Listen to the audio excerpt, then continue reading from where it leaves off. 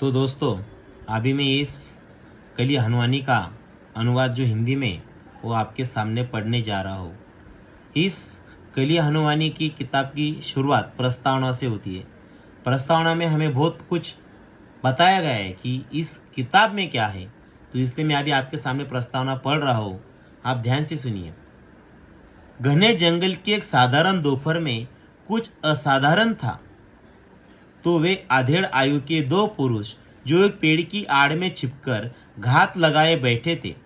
उनकी लंबी जंगली दाढ़ी और बेतरतीब बालों से ऐसा लग रहा था जैसे वो आदिवासी हो, परंतु उनके नकली भेष से ऊपर डाल पर बैठे शांत पक्षी भी भ्रमित नहीं थे। जंगल की चींटी भी बता सकती थी कि वे दोनों बाहरी थे। कुछ अस्पष्ट था तो उन अतिक्रमणकारियों का उद्देश्य। पेड़ की आड़ लेकर वे क्या देख रहे थे? संभवतः उनकी दृष्टि दूर काष्ठ ईंधन चुन रहे एक आदिवासियों के समूह पर थी, परंतु उस समूह में ऐसा क्या था कि बाहरी जन उनको देखने भयानक जंगल में इतने दूर घुसे चले आए थे। एक और दिन व्यर्थ हो गया है हनुदास जी। अब तो हमें मान लेना चाहिए कि इन आदिवासियों में से कोई विशेष बात नहीं है। कहा हम मान बैठे थे कि ये जन चिरंजीवी हनुमान जी को देख सकते हैं। खोदा पहाड़ निकली चूहिया। एक बाहरी पुरुष गहरी श्वास छोड़ते हुए बोला। घात मुद्रा त्याग कर वो चैन से पेड़ के तने के सहारे पीठ लगाकर बैठा था। दोस्तों, इसमें आपने जैसे जो लोग हैं वो उस आदिवासी लोगों को मिलने देखने को आए कि उनको सच में हनुमान दिखते हैं या नहीं दिखते, उनका वार्तालाप है। हनुमान जी ने भी परास्वर में उत्तर दिया। हनुदास जी ने परास्वर में उत्तर दिया, ठीक कहते हो आप स्वामी जी। और वे भी चैन से स्वामी जी की ओर मुख कर बैठ गए। हनुदास जी, उनके अंदर एक व्यक्ति का नाम है, हनुमान जी नहीं, हनुदास जी, जो दोनों बात कर रहे हैं आदिवासियों के बारे में। हनुदास जी के मन का एक कोना अभी भी आदिवासियों के प्रति उत्सुक था। अभी भी उनकी एक आंख दूर अपने कार्य में लीन उन जंगलवासियों पर थी। उनकी दूसरी आंख उन्हें स्वामी जी के चेहरे की झुर्रियों से होकर स्मृतियों के गलियारों में ले गई। वे स्वामी जी तथा अपने एक अन्य साथी के साथ पिछले कई दिनों से इस आदिवासी समाज की गुप्तचरी कर रहे थे। उनका उद्देश्य न तो कोई वैज्ञानिक अनुसंधान था और न ही कोई मनोरंजक सामग्री तैयार करना। वे तो हनुमान जी के परम भक्त थे। वे हनुमान जी की और इन आदिवासियों के मध्य स्थापित पवित्र गुरु शिष्य संबंध पर शोध कर रहे थे। वे जानते थे कि हनुमान जी चिरंजीवी है और सहस्त्र वर्ष से इस धरा पर विचरण करते हुए भक्तों की सहायता करते आ रहे हैं। 5 वर्ष पहले तक हनुदास जी के लिए हनुमान शब्द भी अवबोधगम्य था। उनका जन्म हिंदू धर्म में नहीं हुआ था। उनके लिए अपने धर्म का अर्थ भी केवल दान दक्षिणा और विशेष अवसर पर प्रार्थना करना हुआ करता था। तब वे हनुमान जी के दास न होकर कनाडा देश के टोरंटो नगर में एक कोलिन जीवन शैली के दास हुआ करते थे। उनके जीवन में परिवर्तन तब आया जब उन्होंने पहले अपनी पत्नी को एक दुर्घटना में खो दिया और तत्पश्चात उनका पुत्र भी मादक पदार्थों और मनोविदलता नामक मानसिक रुग्णता की भेंट चढ़ गया। विशेषकर उनके पुत्र भी धीमी मृत्यु में उन्हें झकझोर कर रख दिया। मनोविदलता ऐसी रुग्णता है जिससे ग्रस्त रोगी को ऐसी वस्तुओं और जन दिखाई देते हैं जो वास्तविकता में नहीं होते। उन्होंने अपने पुत्र को मस्तिष्क के गहरे कूपों में तड़प कर मरते देखा था। त्या माणसाचं दुःख इथं मांडलेलं आहे की कशा प्रकारे त्यांनी त्याच्या मुलाचा आणि बायकोचा मृत्यू बघितला। आधी त्याचा हनुमानावर विश्वास नव्हता आणि मग पुढे त्याचा विश्वास कसा बसला त्याची प्रस्तावना थोडक्यात दिली। हे त्या ठिकाणी गेले होते जिथे हनुमानजी प्रकट होतात त्यांचा अभ्यास करायला। दुखदायी परिस्थितियों ने जोग की तरह चिपट कर उनके भीतर से जीवन के प्रवाह की हर बूंद को सोख लिया था। उनके लिए तब जीवन का अर्थ भी अत्यंत संकीर्ण हुआ करता था। धन का दिखावा करके मित्रों का अनुमोदन प्राप्त करना, छल कपट से प्रतिद्वंदियों से आगे निकलने का हर क्षण प्रयास करना, हर नई प्रवृत्ति को अपनाना, हर वस्तु तथा मनुष्य को अच्छा बुरा, राग द्वेष आदि के मानसिक खानों में बिठाना, मन को सांसारिक गतिविधियों में व्यस्त करके अंतरात्मा से भागने की चेष्टा करना। अपने पुत्र के अंतिम संस्कार के दिन उन्हें अपने भीतर एक चित्र विचित्र सी शून्यता का आभास हो रहा था। तन मन एक छल्ले की भांति हो गए थे, एक ऐसा छल्ला जिसके भीतर से सब कुछ आर पार हो रहा था। सभी ध्वनियां, सभी दृश्य, सभी भावनाएं, सभी आभास, यहाँ तक कि शून्यता का आभास भी मन पर बिना कोई छाप छोड़े आर पार हो रहा था। कोई दुख नहीं, कोई पीड़ा नहीं, कोई पछतावा नहीं, सब कुछ तो उनके पुत्र के साथ चला गया था। रह गई थी तो शून्यता, और संभवतः शून्यता भी चली गई थी, परंतु शून्यता के जाने के पश्चात भी तो शून्यता ही रह जाती है। मित्रांनो, शून्यता गेली पण पुन्हा शून्यताच राहती, एक छान इथे विचार मांडलाय। अंतिम संस्कार के पश्चात उनके भाई और वे घर जा रहे थे।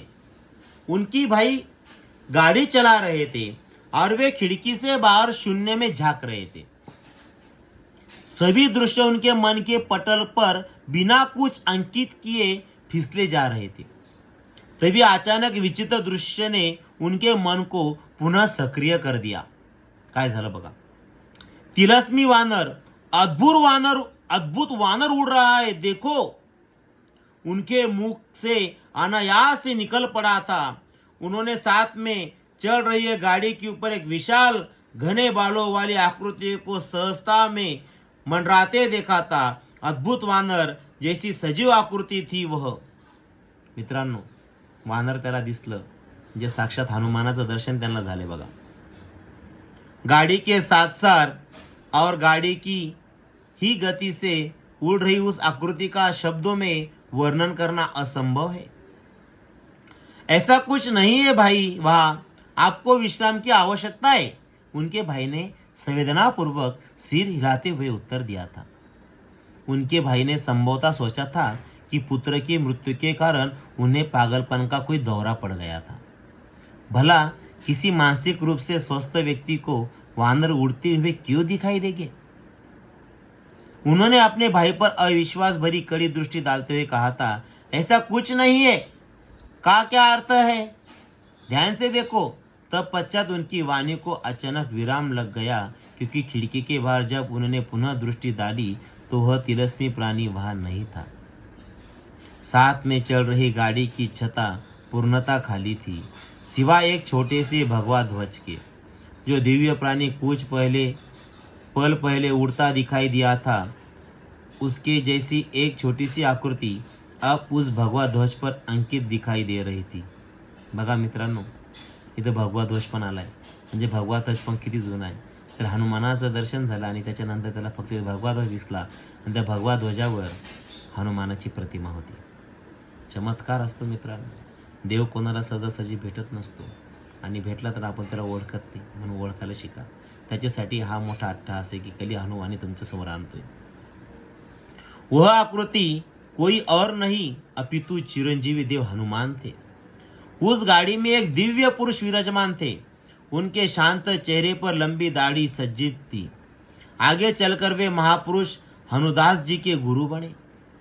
कुछ महीने पश्चात हनुदास जी अपने नगर टोरंटो में अपना सब कुछ छोड़कर और अपनी पुरानी पहचान त्याग कर भारत आ गए थे। गुरुदेव ने उनको नया नाम दिया था, हनुदास। हनुदास नाव कसं पडलं? त्याला त्यांच्या गुरुदेवांनी नाव दिलं त्या माणसाला। इस नाम का अर्थ है ऐसा मनुष्य जिसने अपना जीवन हनुमान जी को समर्पित कर दिया हो। गुरुदेव ने उड़ते वानर के दिव्य दृश्य को प्रतिपादित करते हुए कहा था, हनुदास, वह आपका मतिभ्रम नहीं था। उस दिन आपने सचमुच में चिरंजीवी हनुमान जी के दर्शन किए थे, क्योंकि वे दुख व अज्ञान से त्रस्त आत्मा को सही रास्ता दिखाते। बहुत सारी बुरी शक्तियां मुझे शत्रु के रूप में दिखती है। हनुमान जी उन्हीं बुरी शक्तियों में से मेरी रक्षा करने के लिए मेरे साथ रहते. त्या गुरुजींनी सांगितलं की हनुमानजी माझ्याबरोबर का असतात. मतिभ्रम. गुरुदेव को यह क्यों कहना पड़ा कि वह मतिभ्रम नहीं था? कदाचित उन्होंने गुरुदेव के सामने उस घटना का विवरण संदेह भरे शब्दों में कर दिया था. चूंकि ये पहली बार किसी को उस दृश्य के बारे में बता रहे थे, उन्हें डर था कि कहीं वे उपहास के पात्र न बन जाए अथवा पागल सिद्ध न हो जाए. अब वे लज्जित थे कि उन्होंने हनुमान जी की लीलाओं पर संदेह किया. अपनी लज्जा को मिटाने हेतु वे शीघ्रता से बोले, अवश्य गुरुदेव, वो कोई मतिभ्रम नहीं था. वो दृश्य मेरे मन की कल्पना नहीं अपितु वास्तविकता थी. मैंने तब हनुमान शब्द भी नहीं सुना था. मुझे नहीं पता था कि वह दिव्य आकृति किसी धर्म के प्रसिद्ध देव की आकृति है. कल्पना का वृक्ष जानकारी के बीजों के बिना नहीं पनपता. मुझे कोई जानकारी नहीं थी. वो दृश्य मात्र कल्पना कैसे हो सकता था? नहीं, वो वास्तविक था. संभवतः मेरे जीवन का सबसे वास्तविक अनुभव था वह. उस एक पल में मानो मैंने पूरा जीवन जी लिया हो. मात्र एक पल का दृश्य था वह. उसके पश्चात हनुमान जी पुनः मेरे आंखों से ओझल हो गए. ऐसा लगा जैसे वो एक छोटी सी आकृति बनकर उस ध्वज में अंकित हो गए जो आपकी गाड़ी के छत पर फहरा रहा था. मुझे लगता है हनुमान जी कहीं नहीं गए थे. वे तब आपकी गाड़ी की छत के ऊपर अपने चिर परिचित रूप में उड्डान भर रहे थे. किंतु मेरी आंखें उस दिव्य शक्ति, उस पवित्रता को खो चुकी थी जो उनके साक्षात दर्शन करने के लिए आवश्यक होती है. अब मेरी आंखें ध्वज पर हनुमान जी की केवल एक छोटी सी छाप पर देख सकती थी. व्यापक मुस्कान के साथ गुरुदेव बोले, ध्वज पर मात्र एक छाप, साधारण दृष्टि को बस यही तो दिखाई देता है. हे हनुदास, क्या आपको पता है महाभारत के युद्ध के दौरान हनुमान जी अर्जुन के रथ के ऊपर विराजमान थे. उन्हें अर्जुन के रथ की रक्षा का कार्य सौंपा गया था. केवल पांडव और भगवान श्री कृष्ण उनको वहां देख सकते थे. शत्रुओं की आंखें कुछ देख सकती थी तो केवल वह ध्वज तो रथ के ऊपर फहरा रहा था और हनुमान जी की आकृति जो उस ध्वज पर अंकित थी. गुरुदेव ने कक्ष में स्थापित हनुमान जी की मूर्ति की ओर सूक्ष्म व रहस्यमय दृष्टि डाली. एक क्षण के लिए ऐसा लगा मानो मूर्ति ने अपनी पलकें झपकाकर गुरुदेव को अभिवादन स्वीकार कर लिया हो. किती मस्त आहे अनुभव होता की साक्षात हनुमानाचे दर्शन त्या व्यक्तीला झाले ज्या व्यक्तीला कधी हनुमानही माहीत नव्हता. पुढं हे छोटे छोटे एपिसोड मी करणार आहे कारण की एक मोठा एपिसोड जर मी केला तर तुम्हाला बोर वाटेल किंवा तुम्हाला ऐकायला त्रास होईल. म्हणून आता हा एपिसोड मी तर संपवतोय. पुढच्या एपिसोडमध्ये मी पुन्हा येतोय वापस. पुढच्या एपिसोडमध्ये आपण बघूया की कशा प्रकारे हनुदासजी हनुमानाचे भक्त झाले आणि कशा प्रकारे ते पुन्हा त्या संशोधनाला गेले आणि त्याच्या गुरुदेवांनी त्यांना काय ज्ञान दिले हे आपण पुढच्या एपिसोड बघूया. जय श्रीराम.